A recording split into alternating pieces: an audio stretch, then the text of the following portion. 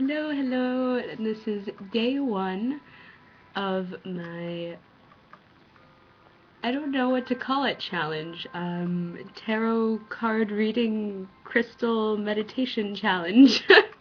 um, so my mentor, Hibiscus Moon of Hibiscus Moon Crystal Academy, last week did a 7-day challenge, which was the same thing as this, and she asked all of her crystalline cohorts to jump on in and do the same.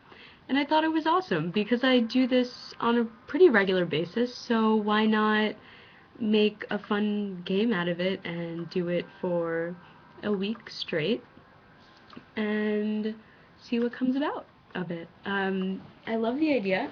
I had already made another video and it happened to be like a minute or two long over the allotted amount of time that YouTube allows me to upload. I usually don't babble too much, but I don't know, I guess the whole process of doing the cards and reading the cards, I was reading the book too. I'm not going to do that. I'm just going to read like a sentence or two from the book's description so you guys can get a better idea of what the cards may mean, not just pertaining to me. And I had already picked a stone. It was funny because in the last video I couldn't find the stone, but it was in the first bag that I had picked it up in. I just didn't feel it. So I found the stone that I have chosen. But first let me explain a couple of things really quickly. So the two decks that I had chosen to work with were Earth Magic deck by Stephen Farmer, which is a newer deck that I just started working with. I really love these cards. They've told a great story for me, and I haven't gotten every card, like I haven't pulled every card yet because I did just start working with it, but but they're beautiful. They're awesome. Highly recommend them.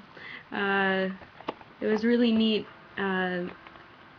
Stephanie Hibiscus Moon, she was actually working with this deck in her 7-day reading as well. But she was using, in combination with this, her crystal oracle deck. So it was not easy for her, but in a sense easier for her to choose what crystal because she just had it there on a card for her. What I was going to do was I was going to combine, not combine the two decks physically, but I'm going to pull a card from each of these decks, and then I'm going to kind of just gauge it myself in terms of what the cards mean to me and what they mean by the book, and then combine the two and see if they resonate with a specific chakra perhaps that I need to work with, or if the color on the Earth Magic cards, if you saw that they all have different colors on top. I'll show you one more time. And I thought that was a really neat way to also indicate if I'm supposed to work with a specific crystal that is of that color. See, they're all these great colors, so I can choose that way too. So that's really neat. I liked that idea. But and it was great because in the last video, I literally, in one moment's notice, I just thought of one crystal that I had, and when I read a quick description on this crystal, I haven't worked with it yet, it turns out that it works really great with these cards, so that was neat. Intuition always works the best. The second deck is Osho's Zen Tarot deck. This is the first deck that I've ever had myself. I don't know why I just had a super brain fart about that. But this is the first deck that I have ever obtained, and it has done magic for me. It's amazing for beginners, for professionals, for a long-time user of tarot or oracle cards. I love these. They're my children. They're my ancestors. They're everything. It's beautiful. They've come up in my life in many ways, not just by using my own deck. I actually have had one of the most powerful readings that I've ever had by anybody else. I was walking along the street and saw the design on the back of the cards really beautiful design. I saw this design, the corner of my eye, from many feet away, and I know these so well. It was like a sparkly diamond, you know, and I stopped in my tracks to work with this woman. I'll never forget her. She was unbelievable, and if I ever see her again, I'll work with her again. And she was using this deck, and amongst a couple others, and she was using some runes as well. I think that's what you call them. So these cards are outstanding as well. They're just really, really neat and very powerful. So what I do is I pull one from each for this 7-day event, this 7-day challenge, and go from there. And I will give descriptions as the days go by of what I was pulling up from my meditations, what I am receiving from the card readings, and so on. And if anyone has any questions, I highly encourage you to comment down below and ask away, you know? I would love that. So when I did my reading, I had my little buddy with me, Mr. Moksha, to help me. He was hanging out and letting me know when to pull the cards. It was really funny. He was like meowing every time the deck was ready. That was cute. He usually hangs out with me though whenever I'm doing readings. He happens to like it. So maybe he'll be here for the next 6. The 2 cards that I had pulled, one was Childhood Innocence from the Earth Magic deck. It's a really nice card. There's these 2 children in this beautiful landscape and the sun peeking through. And then the second from Osho deck was Breakthrough. Breakthrough is a really intense card. Look how powerful that image is. Look at this light peeking out right there. It's like a mirror image of this card. That's so neat. I didn't even do that intentionally. That's just happening from light spill. So, sorry, I have phlegm in my throat from being sick last week. So, by the way, the Roman numeric, I explained this in my last video. This indicates a major arcana card, which means that it is a major theme that's going on for me right now.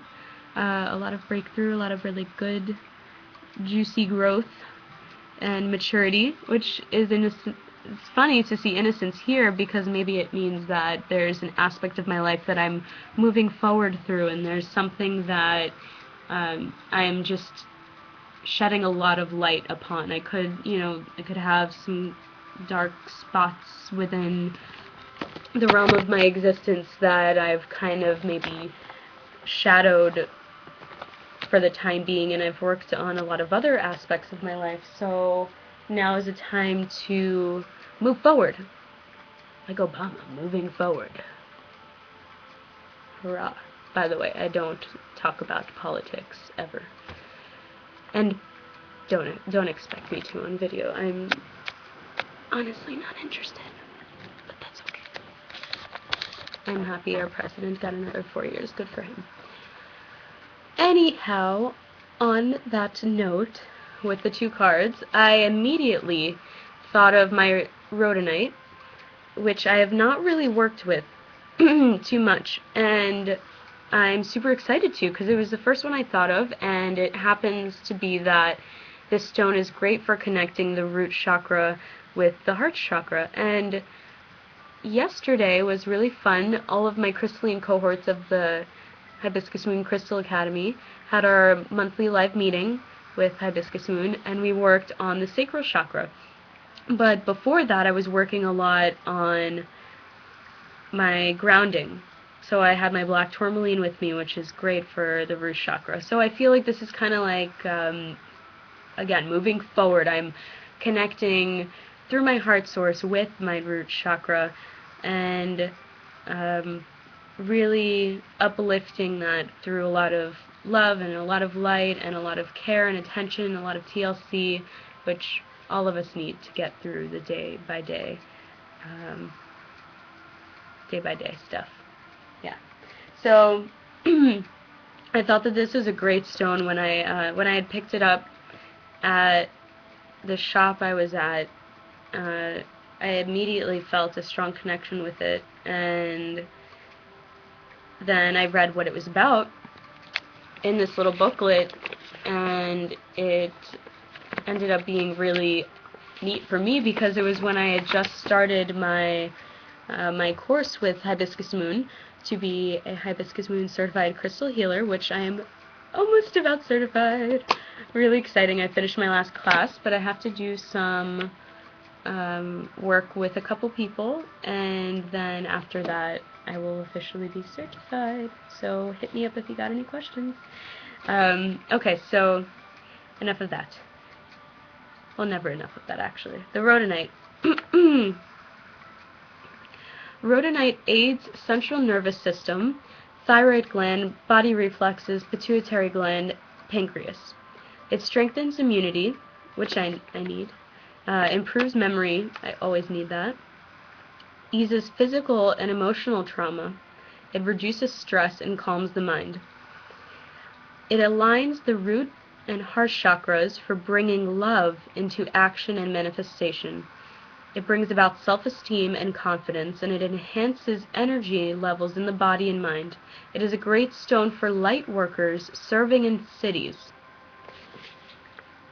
That is what got me, because that's when I just started, like I said, working towards my certification, and I do live in New York City, so I will be a light worker working in a big city. So, hey, got my rhodonite. You know, I have a really nice collection of stones right now, and to really get a feel for what they individually mean to me, you know, I don't think that going by a book or a little pamphlet is really much of any value if you aren't using your intuition, because intuition should come first. You know, every person is different, every being is different, every cat is different, and even he's picked out stones himself. Sometimes he just will I'll have him lay down on the bed, and I'm, you know, cleansing them or retuning them, and he will just walk up to a specific crystal and he'll just put his paw on it. I've seen it before. He's just like, hey, Ma, let me keep this close. So that's really neat. So all of us are different, and all of us react differently to different crystals, and I think that it's a wonderful thing to have so many references out there to turn to, and I love going to the references afterwards. After I've worked with it myself and have picked up my own intuitive messages from it, I am going to start writing down a lot more what's coming up in my own head from my crystals, and that way when I'm doing more healing work I can refer to that as like my own little medicinal handbook or something, you know? And yeah, so I'm really excited to work with this tonight. I will let you all know what I pick up from it in tomorrow's video. Yeah, so day one. Yay! Super excited. This is really neat. I'm looking forward to the rest of the 6 days. And again, let me know if you guys have any questions. If not, just enjoy. Ciao.